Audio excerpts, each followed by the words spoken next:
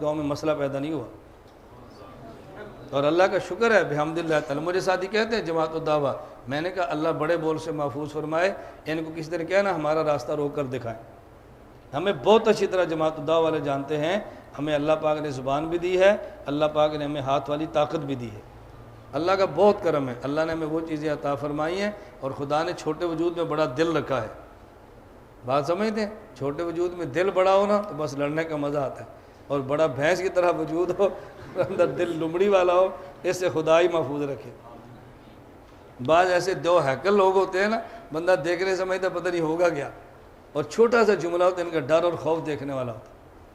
چلیں میں یہ تو عنوان نہیں، تو میں درمیان میں ایسی باتیں کہتا ہوں کہ آپ کا حوصلہ بڑھے اور آپ کے اندر کام کا ذوق پیدا ہو اور دل چھوٹا نہ کریں۔ اللہ میں بات سمجھنے کی توفیق عطا فرمائے۔ تو مسائل 4 ہیں نا، میں اس لیے کہہ رہا ہوں غیر مقلد سب سے پہلے کس مسئلے کی بات کرے گا؟ کیوں؟ اس کی وجہ آگے مسئلہ آئے گا، میں مسئلے پہ بات کروں گا، ویسے میں اشارہ کرنے لگوں۔ اس کی وجہ غیر مقلد کو رفع الیدین کے مسئلے پر صحیح بخاری میں 5 حدیثیں مل جانی ہیں، اگرچہ اس کے موقف اور مسلک کے مطابق ایک بھی نہیں ہے، لیکن مل جانی ہے اس کو۔ اور سینے پر ہاتھ باندھنے کی روایت اس کو بخاری تو کجا سیاستہ میں نہیں ملنی، کیونکہ اس مسئلے پر وہ یتیم ہے، اس لیے اس مسئلے کا نام وہ نہیں لے گا۔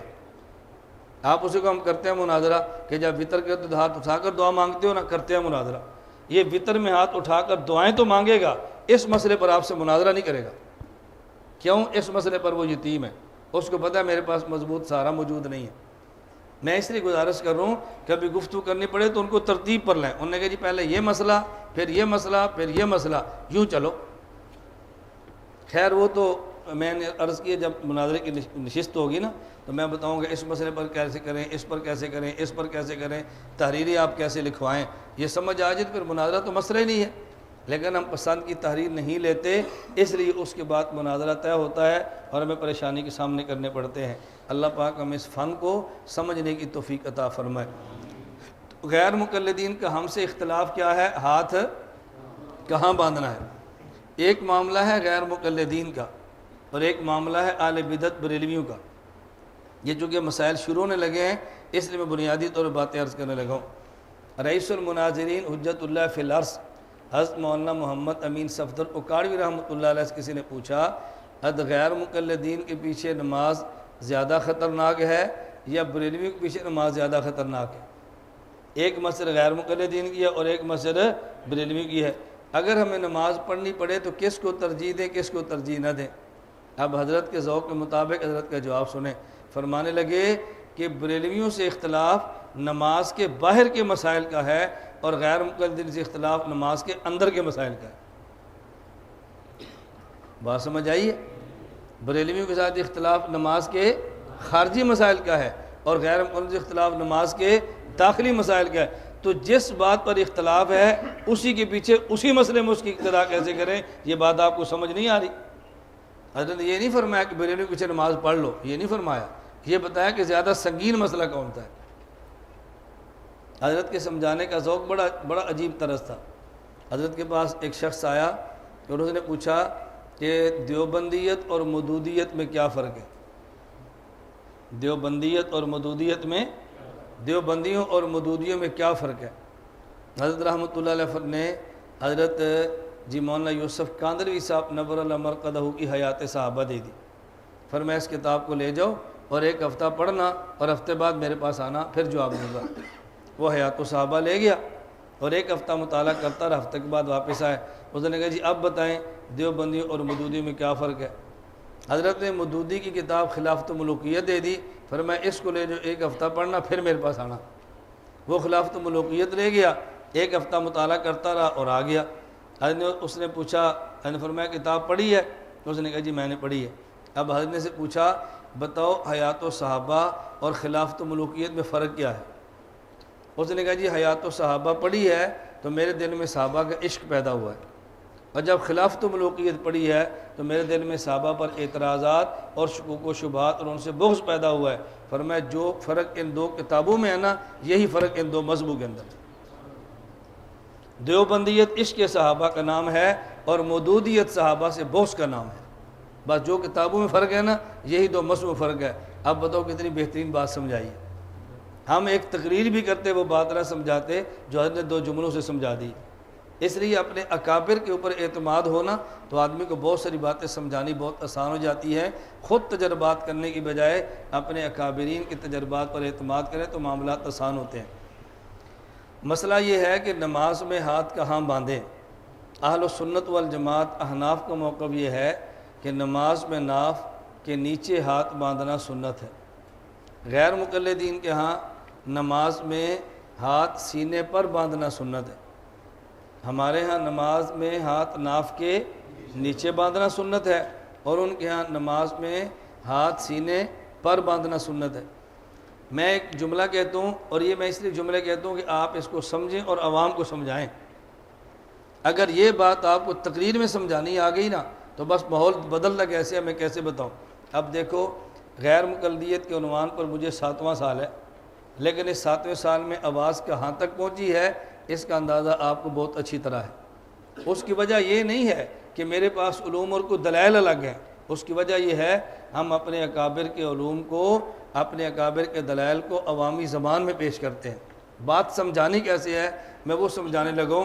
جب یہ مسئلہ آپ عوام میں پیش کریں تو عوام کو 2 باتیں سمجھائیں۔ غیر مقلدین کے پاس جاؤ گے تو وہ بتائیں گے ہاتھ کہاں باندھیں، ہمارے پاس آؤ گے تو ہم بتائیں گے کہاں اور کیسے باندھیں۔ وہ آدھی بات بتاتے ہیں، ہم پوری بات بتاتے ہیں۔ وہ ادھوری بات بتاتے ہیں اور ہم پوری بات بتاتے ہیں۔ ادھوروں کے پاس جاؤ تو ادھوری باتیں ہوتی ہیں، اور مکمل والوں کے پاس آؤ تو پوری باتیں ہوتی ہیں۔ ادھورا دین لینا ہے تو وہاں جاؤ، اور پورا دین لینا ہے تو ہمارے پاس آؤ۔ بات سمجھ آ رہی ہے؟ ان کے پاس جاؤ تو وہ بتائیں گے ہاتھ کہاں باندھیں، اور ہمارے پاس آؤ گے تو ہم کہیں گے ہاتھ کہاں اور کیسے باندھیں۔ ہمارا اہل سنت والجماعت حنفیہ کا مسلک یہ ہے دائیں ہاتھ کی ہتھیلی کو بائیں ہاتھ کی پشت پہ رکھے، دائیں ہاتھ کی ہتھیلی کو بائیں ہاتھ کی پشت پہ رکھے، دائیں ہاتھ کا انگوٹھا اور چھنگلیاں یہ چھوٹی انگلی سے بائیں ہاتھ کے گھٹے کو پکڑے۔ نمبر 3 دائیں ہاتھ کی درمیانی 3 انگلیاں یہ بائیں ہاتھ کے کلائی بازو کے اوپر رکھ دے، پھیلا دے۔ نمبر 4 یہ دونوں ہاتھ پھر اپنے ناف کے نیچے رکھ لے۔ تو 4 باتیں ہو گئی نا۔ وہ صرف کہیں گے ہاتھ کہاں باندھیں، ہم نے کہا کہاں بھی باندھیں اور کیسے باندھیں۔ کہاں باندھیں؟ ناف کے نیچے۔ اور کیسے باندھیں؟ دائیں ہاتھ کی ہتھیلی بائیں ہاتھ کی پشت پہ رکھیں، دائیں ہاتھ کا انگوٹھا اور چھوٹی انگلی سے بائیں ہاتھ کو گھٹے سے پکڑ لیں، اور درمیانی 3 انگلیاں دائیں ہاتھ کی بائیں ہاتھ کی کلائی اور بازو پر پھیلا دیں اور رکھ دیں۔ اس طرح ہاتھ باندھیں۔ انہوں نے ایک بات بتائی ہے، ہم نے 4 باتیں بتائی ہیں۔ کیوں؟ ان کو حدیثیں تھوڑی آتی ہیں، ہمارے امام کو زیادہ آتی ہے۔ ان کو حدیثیں تھوڑی آتی ہے، ہمارے امام کو زیادہ۔ اب ایمان سے بتاؤ آپ اس ترتیب پہ مسئلہ سمجھاؤ، عوام آپ کے ساتھ چلے گی کہ نہیں؟ تو فتویٰ لگانے کی ضرورت ہے، آپ اپنی بات سمجھاؤ۔ انہوں نے کہا جی وہ ایک حدیث بیان کریں گے اور وہ بھی ضعیف بیان کریں گے، اور ہم 4 بیان کریں گے، چاروں صحیح بیان کریں گے۔ ان کا علم تھوڑا ہے، ہمارے امام کا علم زیادہ ہے۔ تھوڑے علم والے تھوڑی باتیں کرتے ہیں اور بڑے علم والے بڑی باتیں کرتے ہیں۔ ہمارے امام نے اس انداز میں مسئلہ بیان کیا ہے کہ ساری روایتوں کو جمع کر کے رکھ دیا ہے۔ ہمارے امام کی خواہش ہوتی ہے کہ کوئی بھی روایت ہاتھ سے چھوٹنے نہ پائے۔ یہ تو میں ایک عرض کرنے لگا ہوں بات، یہ مسئلہ سمجھا رہے ہیں نا کہ جی امام صاحب کی خواہش ہوتی ہے کوئی حدیث چھوٹنے نہ پائے۔ اس انداز میں مسئلہ سمجھائیں گے کہ ایک مسئلے کی ساری حدیثیں جمع ہو جائیں۔ جب یہ اصول بیان کریں نا، اب اس کے اصول کے ساتھ کئی ایک واقعات پیش کر دیں، اس میں امام صاحب کی عظمت بھی آئے گی اور آپ کا مسئلہ بھی سمجھ آئے گا۔ مثلا غیر مقلدین کے پاس جاؤ تو وہ پوچھیں گے ہاتھ کہاں تک اٹھائیں، اور امام ابو حنیفہ کے پاس آؤ وہ بتائیں گے ہاتھ کہاں تک اٹھائیں اور کیسے اٹھائیں۔ انہوں نے ایک بات بتانی ہے، امام صاحب نے 4 بتانی ہے، 3 بتانی ہے۔ انہوں نے کہنا جب آپ نماز پڑھیں تو ہاتھ کندھوں کے برابر اٹھائیں۔ امام صاحب فرمائیں گے نہیں، جب آپ نماز پڑھیں تو اس ترتیب پر اٹھائیں کہ آپ کی ہتھیلیاں کندھوں کے برابر ہوں، آپ کے انگوٹھے کان کی لو کے برابر ہوں، اور آپ کے یہ اوپر والی انگلیاں یہ کان کے اوپر کے کناروں کے برابر ہوں، یوں ہاتھ اٹھاؤ۔ بھئی ہمارے امام نے یہ بات کیوں بتائی ہے؟ اس لیے کہ حدیثیں 3 قسم کی آتی ہیں۔ ایک حدیث ہے نبی پاک صلی اللہ علیہ وسلم جب ہاتھ اٹھاتے حذو من کے بئی ہے، اپنے کندھوں کے برابر اٹھاتے تھے، اور ایک حدیث میں ہے حذاء شحمت اذنیہ ہے کہ اپنے کان کی لو کے برابر اٹھاتے، اور ایک حدیث میں حذاء اذنیہ ہے اپنے کان کے برابر اٹھاتے۔ چونکہ حدیثیں تین تھی، ہمارے امام نے مسئلہ ایسا بتایا کہ تینوں پر عمل ہو جائے۔ آپ ہتھیلیاں کندھوں کے برابر اٹھائیں، حذو من کے بیہ پر بھی عمل ہو گیا، اور اپنی یہ انگوٹھے کان کی لو کے برابر اٹھائیں، شحمت اذنی پر بھی عمل ہو گیا، اور یہ انگلیاں کان کے برابر اٹھائیں تو حذاء اذنی پر بھی عمل ہو گیا۔ تو لوگ کہتے ہیں ابو حنیفہ کے پاس حدیثیں پہنچی نہیں تھی، کم از کم تم سے زیادہ پہنچی تھی، کم از کم تم لوگوں سے زیادہ۔ دیکھو مسئلہ حل ہو گیا نا۔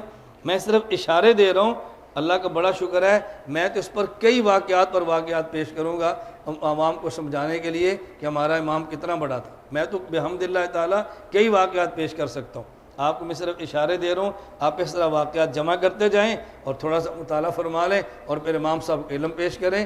آپ دیکھنا اس امام ابو حنیفہ رحمۃ اللہ علیہ کے خلاف لوگ بات سننا برداشت بھی نہیں کریں۔ تو امام صاحب رحمہ اللہ فرماتا چونکہ حدیثیں 4 قسم کی ہیں، اس لیے موقع بھی اختیار کی ہے۔ نمبر 1، حضرت سہل بن سعد رضی اللہ تعالیٰ عنہ سے حدیث ہے، صحیح بخاری، باب وضع الیمنی علی الیسری، کان الناس یؤمرون ان یضع الرجل الید الیمنی علی ذراع الیسری فی الصلاۃ۔ رسول اللہ صلی اللہ علیہ وسلم کے دور میں لوگوں کو حکم دیا جاتا تھا آدمی اپنے دائیں ہاتھ کو بائیں ہاتھ کے بازو پہ رکھے، دائیں ہاتھ کو بائیں ہاتھ کے ذرا بازو کے اوپر رکھے نماز میں۔ نمبر 1 حدیث۔ دوسری حدیث صحیح ابن حبان، باب ذکر ما یستحب للمصلی رفع الیدین، سنن نسائی، باب موضع الیمین من الشمال فی الصلاۃ، سنن ابی داؤد، باب تفریع استفتاح الصلاۃ۔ حضرت وائل بن حجر رضی اللہ تعالیٰ عنہ فرماتے ہیں لانظرن الی رسول اللہ صلی اللہ علیہ وسلم کیف یصلی، میں نبی پاک صلی اللہ علیہ وسلم کو دیکھتا کہ حضور نماز کیسے پڑھتے ہیں۔ فنظرت الیہ، میں نے رسول اللہ صلی اللہ علیہ وسلم کو دیکھا، قام، آپ کھڑے ہوئے، فکبر، اللہ اکبر فرمایا، ورفع یدیہ حتی حاذتا اذنیہ، آپ نے اپنے کانوں کے برابر ہاتھ اٹھا لیے، ثم وضع یدہ الیمنی علی ظہر کفہ الیسری، پھر آپ نے دائیں ہاتھ کو رکھا بائیں ہاتھ کی ہتھیلی کی پشت پر، والرسغ والساعد، رسغ آپ نے گھٹے پر اور وسائد کلائی، اس انداز میں رکھا۔ 3 حدیثیں ہو گئی۔ حضرت عبداللہ بن عباس رضی اللہ عنہما سے حدیث ہے، صحیح ابن حبان، الاخبار اما یستحب للمرء۔ حضرت ابن عباس رضی اللہ عنہما فرماتے ہیں ان رسول اللہ صلی اللہ علیہ وسلم قال، نبی پاک صلی اللہ علیہ وسلم نے فرمایا، انا معاشر الانبیاء، ہم انبیاء کا گروہ ہیں، امرنا ان نؤخر سحورنا، ہمیں حکم دیا گیا کہ سحری تاخیر سے کریں، ونعجل فطرنا، اور افطاری جلدی کریں، ان نمسک بایماننا علی شمائلنا فی الصلاۃ، اور نماز میں دائیں ہاتھ سے بائیں ہاتھ کو پکڑا کریں، دائیں ہاتھ سے بائیں ہاتھ کو پکڑا کریں۔ اور اہمیت کو دیکھیں، ان نؤخر سحورنا ونعجل فطرنا، آگے وہ ان دوبارہ ذکر فرمایا ہے، بات سمجھ آ رہی ہے؟ فعل پر فعل عطف کرنے کی بجائے ان دوبارہ ذکر فرمایا ہے۔ اب وقت نہیں ہے، میں پھر اس پہ مثالیں پیش کرتا، یہ چونکہ آپ نے حدیث سمجھانی ہے نا تو ساتھ 3-4 مثالیں اور پیش کر دوں۔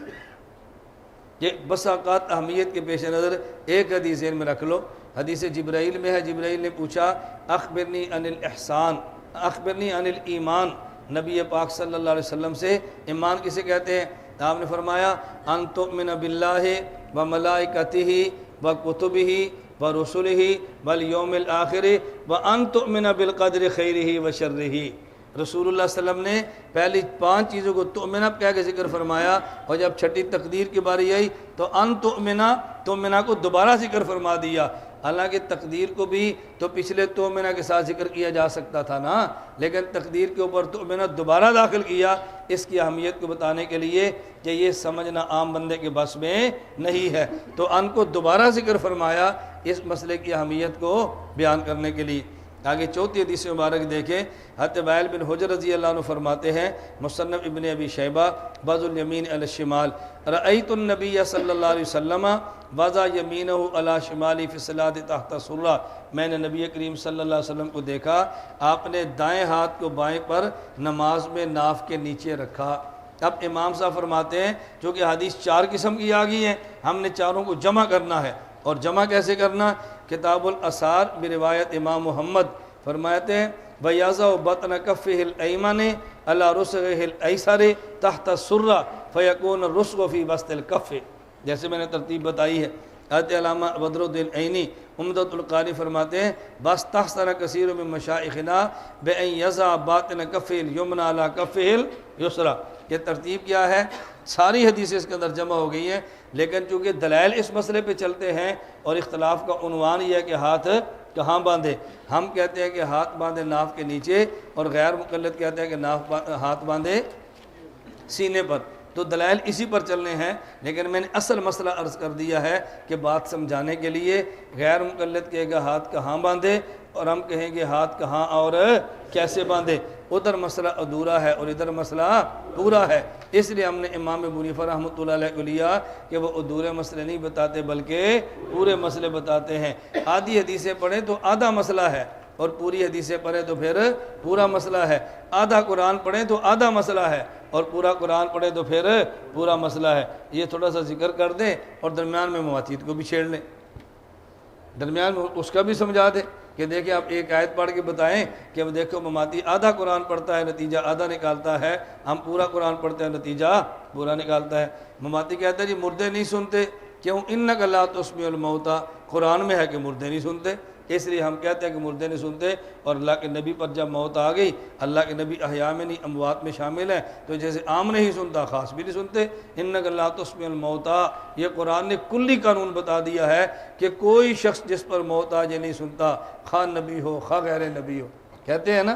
اب دیکھو آیت پیش کر دی ہے، آپ اسے کہو کہ غیر مقلدوں کی طرح آدھا قرآن نہ پڑھو، پورا قرآن پڑھو۔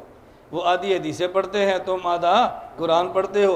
انہوں نے آدھی حدیثیں پڑھ کے آدھی کو چھوڑ دیا، اپنا نام اہل حدیث رکھ لیا۔ تم نے آدھا قرآن پڑھ کے آدھا چھوڑ دیا، اور خود کو مفسر قرآن اور دورہ تفسیر اور اہل القرآن کہلوانا شروع کر دیا۔ اگر آدھی حدیثیں چھوڑنے سے بندہ آدھا قرآن چھوڑنے سے اہل قرآن بنتا ہے، تو پھر غیر مقلد کا کیا قصور ہے آدھی حدیثیں چھوڑ کر والے حدیث کیوں نہ بنے؟ ذرا آگے پڑھیں، اِنَّکَ لَا تُسْمِعُ الْمَوْتَىٰ، آگے وَلَا تُسْمِعُ الصُّمَّ الدُّعَاءَ إِذَا وَلَّوْا مُدْبِرِينَ، آگے آیت درمیان میں چھوڑو نا اِنَّکَ لَا تُسْمِعُ الْمَوْتَىٰ وَلَا تُسْمِعُ الصُّمَّ الدُّعَاءَ إِذَا وَلَّوْا مُدْبِرِينَ، آگے إِن تُسْمِعُ إِلَّا مَن يُؤْمِنُ بِآيَاتِنَا۔ انہیں کہو جی پورا قرآن پڑھے نا، إِن تُسْمِعُ إِلَّا مَن يُؤْمِنُ بِآيَاتِنَا۔ وہ کہتے ہیں قرآن کہتے ہیں اِنَّکَ لَا تُسْمِعُ الْمَوْتَىٰ، آپ مردوں کو نہیں سنا سکتے، مردوں کو مَا أَسْمَعْتُهُ فَمَا سَمِعَ، میں نے سنایا نہیں لہذا اس نے سنا نہیں۔ تو جب آپ سنا نہیں سکتے وہ سنتا نہیں ہے، اسے کو ان تسمع الا من یؤمن بآیاتنا۔ اللہ فرماتے ہیں اے پیغمبر آپ مردے کو بھی نہیں سنا سکتے اور آپ کافر کو بھی نہیں سنا سکتے۔ آپ کہو کافر نہیں سنتا، کہتے جی وہ تو سنتا ہے، ہم نے کہا پھر مردہ کیوں نہیں سنتا؟ تو جو آپ نے ان تسمع الا من یؤمن بآیاتنا کا مطلب سمجھایا ہے نا، وہ انک لا تسمع الموتیٰ کا سمجھاؤ، اور جو آپ نے انک لا تسمع الموتیٰ کا سمجھایا ہے وہی ان تسمع الا من یؤمن بآیاتنا کا کرو۔ ایک آیت کا مطلب آپ نے اور کھینچ دیا اور دوسرے کا اور کھینچ دیا۔ بات سمجھ آ رہی ہے؟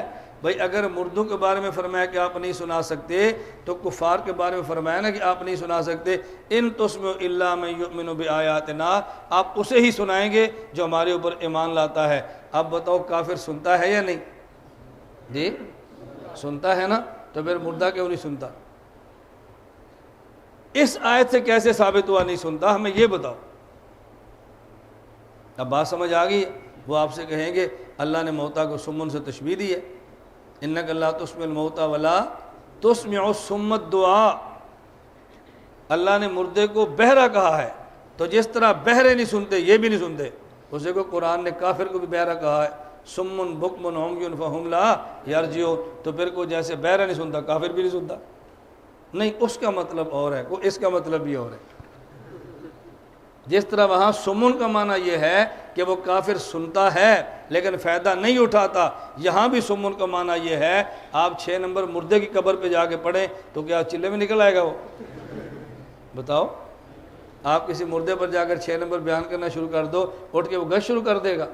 مطلب کیا کہ جس طرح ابو جہل نے سنا ہے تو نہیں مانتا، اگر یہ بھی سن لے تو اس کو سننے کا فائدہ نہیں، کیوں اب اس کا دور وہ گزر گیا جب سننا تھا اور اس کو فائدہ ہونا تھا، وہ دور گزر گیا۔ ایک آدمی کفر پہ مرے اور اس کی قبر پہ جا کے کلمہ پڑھ اور وہ سن بھی لے آپ کی بات کو، اب کلمہ پڑھے تو مسلمان ہو جائے گا؟ جو معنی اس کا وہی معنی اس کا۔ آپ بتاؤ بات سمجھ آ رہی ہے کہ نہیں؟ ایمان کے ساتھ بتاؤ اس مسئلے کو قرآن کی روح سمجھنا کتنا آسان ہے۔ لوگ کہتے ہیں بہت پیچیدہ ہے۔ میں باب العلم کی روڈ پکا بیٹھا تھا، مولانا عبد المجید لدھیانوی صاحب دامت برکاتہم ہمارے اکابر میں سے بہت بڑے آدمی ہیں اور علماء بھی تھے، حضرت فرمانے لگے غیر مقلدیت اور مماتیت کا فتنہ علمی ہے، ظاہر نصوص ان کا ساتھ دیتی ہیں، عوام کو بات سمجھانی بڑی مشکل ہے۔ میں نے مولوی الیاس کی 2 تقریریں سنی ہیں تو مجھے پتہ چلا کہ عوام کو سمجھانا بھی بہت آسان ہے۔ اس کے جب میں نے بیان سنے نا تو مجھے پتہ چلا عوام کو سمجھانا تو بہت آسان ہے، ورنہ میں یہ سمجھتا تھا کہ یہ علمی فتنے ہیں اور ظاہری نصوص ان کا چونکہ ساتھ دیتی ہیں اس لیے عوام کو بات سمجھانی بڑی مشکل ہے، میں یہ سمجھتا تھا۔ ہمارے امیر حضرت مولانا منیر احمد منور صاحب دامت برکاتہم، جب میں نے شروع میں کام ان کے فرمانے پہ شروع کیا تو استاد جی فرمانے لگے کیسٹ دی، کہتے ہیں کوئی کیسٹ ہے میرے بیان کی تھی کیسٹ، کہتے ہیں اس کو گاڑی میں لگاؤ میں نے سننا ہے۔ میں گاڑی بھی چلاتا رہا اور استاد جی کو اپنا بیان بھی سناتا رہا۔ استاد جی فرما رہے تھے غیر مقلدیت کے خلاف جذباتی بیان بھی ہو سکتے ہیں، یہ مجھے تیری تقریر سننے کے بعد اندازہ ہوا ہے، ورنہ ہمارا خیال علمی فتنہ ہے، اس کو سٹیج کی خطابت میں بات کریں تو عوام نہیں سمجھ سکتی۔ میں نے کہا جی آپ نے تو کاڑوی کو سنا تھا اس لیے آپ کا یہ ذہن بنا، میں نے تو کاڑوی کے ساتھ جنگوی کو بھی سنا ہے اس لیے میرا ذہن اور ہے۔ تو میں ساتھی سے کہتا ہوں مجھے کبھی پوچھے نا جی لوگ اتنی جلدی بات قبول کیوں کرتے ہیں، میں کہتا ہوں میں نے نیا کام کوئی نہیں کیا، وہ کاڑوی علوم کو جنگوی زبان دی ہے، تو کاڑوی علوم کو جنگوی زبان دی ہے، اس لیے آپ کو منبع ملے گا، یہ سنگم ہے جہاں پر آپ کو دونوں چیزیں ملنی ہیں۔ یہ میں بات اس لیے کہتا ہوں جو خوش ہیں وہ خوش ہو جائیں، جو پریشان ہے کہ رون ان کو لگ جائے، ہماری صحت پہ کیا فرق پڑتا ہے؟ بات سمجھ آ رہی ہے؟ چلیں یہ تو میں نے کہا اس کا تعلق پالیسیوں کے ساتھ ہے، خدا گواہ ہے میں آپ کو بتا نہیں سکتا ہم نے کتنی سنجیدگی کے ساتھ اپنے کام کی پالیسیاں طے کی ہیں۔ ہم جذباتی نظر آتے ہیں، ہم جذباتی ہیں نہیں۔ میری جب دوسری شادی ہوئی تو خود میری بیوی مجھے کہتی تھی، کہتی ہے مجھ سے میری سہیلیاں پوچھتی ہیں کہ مولانا صاحب سخت تو نہیں ہے؟ میں نے کہا نہیں۔ اس نے کہا جب تقریریں سنیں تو ہمیں تو ڈر لگتا ہے، ہم اس سے تو سے پوچھ رہے ہیں کہ تو اب بھی ڈرتی ہے کہ نہیں؟ اس نے کہا سچی بات ہے، اس نے کہا مجھ سے میری سہیلیاں پوچھتی ہیں کہ مولانا صاحب تو بہت سخت مزاج ہیں، بہت گرم مزاج ہیں، تمہارا گزارا ان سے کیسے ہوتا ہے؟ اس نے کہا تم نے اسٹیج پہ دیکھا ہے، ہم نے بیڈ پہ دیکھا ہے۔ سٹیج اور بیڈ کی نظر میں بڑا فرق ہوتا ہے۔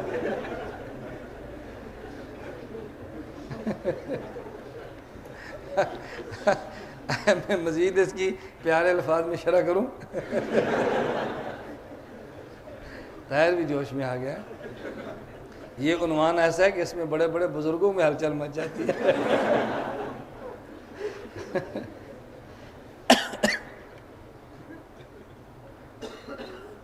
سچی بات، اس نے کہا نہیں آپ نے مولانا کو بہت دور، اور میں آپ سے بھی کہتا ہوں جس نے اسٹیج پر دیکھا نا وہ نہیں سمجھ سکتا، وہ سمجھتا جذبات ہیں، ہاتھ بازو چڑھایا ہوا ہے، پتہ نہیں کیا طوفان مچ جائے گا۔ میں نے کہا نہیں ہمارا مزاج یہ نہیں ہے۔ یہ عنوان تو ہم اختیار کرتے ہیں جو کہ اختلافی مسئلہ ہے، جذباتی مسئلہ ہے، اس کو اس انداز میں بیان نہ کریں تو سامع کے دماغ میں نہیں اترتا۔ اس کا یہ مطلب نہیں ہے کہ ہم ہیں ہی جذباتی، اللہ کا بڑا شکر ہے ہم بڑے ٹھنڈے دل سے کام کرتے ہیں، بڑے حوصلے سے کام کرتے ہیں۔ یہ باتیں میں سے آپ کو بتاتا رہتا ہوں، اللہ آپ کو بھی یہ کام اس طریقے سے کرنے کی توفیق عطا فرمائے۔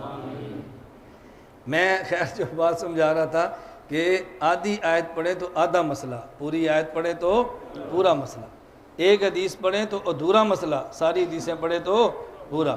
غیر مقلدیت اور مماتیت کا ایک ہی مزاج ہے، یا ظاہر نص کو لیں گے اور باطن کو چھوڑ دیں گے، یا ایک حدیث کو لیں گے باقی احادیث کو چھوڑ دیں گے۔ آپ یقین فرمائیں آپ کو اندازہ نہیں ہے کہ اتنا عام فہم اور اتنا آسان مسئلہ ہے نا عذاب و ثواب قبر والا اور حیات والا کہ آپ تصور نہیں کر سکتے، لیکن آپ نے سنا نہیں ہے۔ جیسے میں نے کہا کہ جس میں مثالی کی مثال دی تھی نا، اب بتاؤ کہ مشکل مسئلہ ہے؟ کچھ بھی نہیں۔ میں خود دیکھتے اتنے لوگ پریشان ہوتے ہیں، اشرف الجوام حکیم الامت تھانوی لکھ دیا جسد مثالی، تو یہ کیا ہو گیا؟ میں نے کہا بھی جسد مثالی کا مطلب کیا ہے، یہ دیکھو تو بات دیکھو حل کیسے ہوتی ہے، آدمی کو مسئلہ سمجھ آنا چاہیے۔ مجھے ایک مماتیت کے بڑے نامور آدمی